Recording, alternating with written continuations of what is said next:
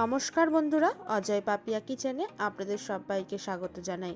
বন্ধুরা, আজকে আমি নিয়ে এসেছি সরু চাকলি পিঠার রেসিপি নিয়ে।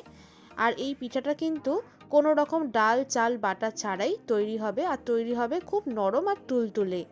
তাহলে বন্ধুরা, আমি কিভাবে এই সরু চাকলি পিঠাটা বানাই আপনারা ভিডিওটি শেষ পর্যন্ত দেখতে থাকুন। আর এই চ্যানেলে নতুন বন্ধু হয়ে থাকলে অবশ্যই এই চ্যানেলটিকে সাবস্ক্রাইব করে রাখুন। তাহলে চলুন বন্ধুরা, দেরি না করে শুরু করি আজকের রেসিপি। প্রথমেই আমি একটা মিক্সিং জার নিয়ে নিয়েছি। এই মিক্সিং জারের মধ্যে নিয়ে নিচ্ছি 2 কাপ পরিমাণে সুজি।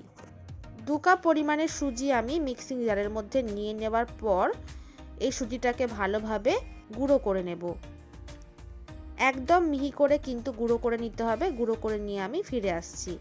এই দেখুন বন্ধুরা, সুজিটাকে আমি ভালোভাবে গুঁড়ো করে নিয়েছি। আপনাদেরকে আমি দেখিয়ে দিচ্ছি কেমন গুঁড়ো করেছি। এই দেখুন বন্ধুরা, একদম মিহি করে আমি কিন্তু সুজিটাকে গুঁড়িয়ে নিয়েছি। এই দেখুন, একদম মিহি করে গুঁড়িয়ে নিয়েছি। আপনারা দেখে হয়তো বুঝতেই পাচ্ছেন। এটাকে আমি সরিয়ে রেখে দিলাম। এবার এদিকে একটা বাটি নিয়ে নিলাম। এই বাটির মধ্যে গুঁড়িয়ে রাখা সুজিটা আমি নিয়ে নেব। গুঁড়িয়ে রাখা সুজিটা আমি এই বাটির মধ্যে নিয়ে নিলাম, পুরোটাই নিয়ে নিয়েছি। এই সুজির মধ্যেই আমি দিয়ে দিচ্ছি 3 চা চামচ পরিমাণে গুঁড়ো দুধ। 3 চা চামচ গুঁড়ো দুধের ব্যবহার আমি করলাম। গুঁড়ো দুধ দিলে কিন্তু সরু চাকলি পিঠার টেস্টটা খুবই সুন্দর আসবে। আর 1/4 কাপ পরিমাণে নিয়েছি ময়দা। ময়দাটা আমি দিয়ে দিলাম। সুজির গুঁড়ো, গুঁড়ো দুধ আর ময়দা একটা চামচের সাহায্যে আমি ভালোভাবে মিশিয়ে নেব। নেড়ে চেড়ে ভালোভাবে আমি মিশিয়ে নিয়েছি। মিশিয়ে নেওয়া হয়ে গেছে। এবার আমি এখানে নিয়ে নিয়েছি 1 কাপ পরিমাণে উষ্ণ গরম দুধ। 1 কাপ পরিমাণে দুধটা আমি পুরোটাই দিয়ে দিলাম। দেওয়ার পরে ভালোভাবে একটু নেড়ে চেড়ে মিশিয়ে নিচ্ছি। মিশিয়ে নেওয়ার পর আরও 1 কাপ দুধ আমি নিয়ে নিয়েছি। উষ্ণ গরম দুধই কিন্তু আমি ব্যবহার করছি। এবার এই দুধটা দিয়ে ভালোভাবে আমি মিশিয়ে নেব। এই দেখুন বন্ধুরা, দুধটা দেওয়ার পরে আমি ভালোভাবে মিশিয়ে নিয়েছি। আর মেশানোর পর ব্যাটারটা কিন্তু ঠিক এই রকম হবে। সরু চাকলি পিঠা বানানোর জন্য ব্যাটারটা কিন্তু এইরকম পাতলা করেই তৈরি করতে হবে, যেরকম আমি তৈরি করলাম। আশা করছি আপনারা দেখে বুঝতেই পারলেন।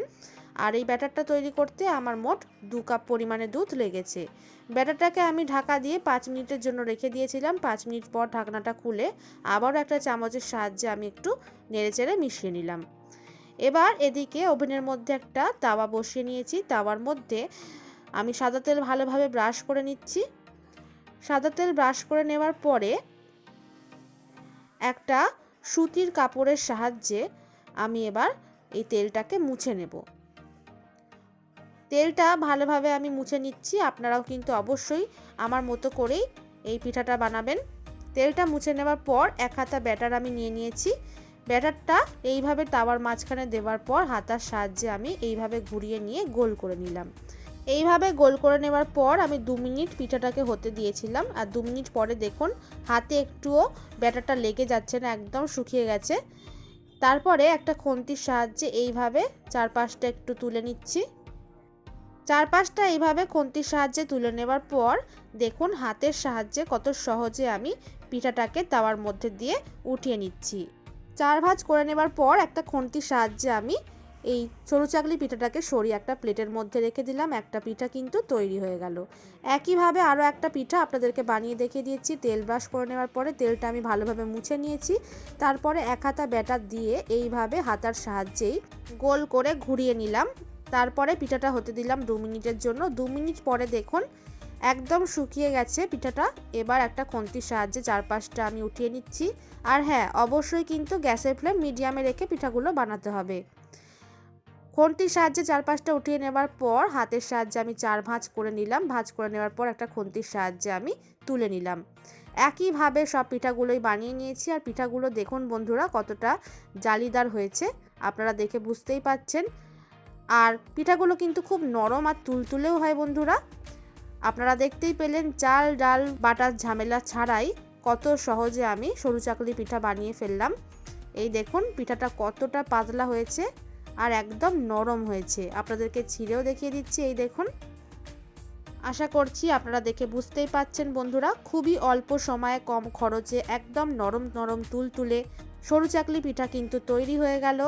আপনারাও দেরি না করে ঠিক এইভাবেই একবার সরু চাকলি পিঠা বানিয়ে খেয়ে দেখুন, আশা করছি খুবই ভালো লাগবে। আর ভালো লাগলে আমাকে কমেন্ট করে জানাতে কিন্তু ভুলবেন না। বন্ধুরা, আজকের এই রেসিপিটি ভালো লাগলে লাইক করবেন, বন্ধুদের সঙ্গে শেয়ার করবেন। রেসিপির পুরো ভিডিওটা দেখার জন্য ধন্যবাদ। ফিরে আসবো আবারও একটি নতুন রেসিপি নিয়ে। ভালো থাকবেন, সুস্থ থাকবেন। নমস্কার।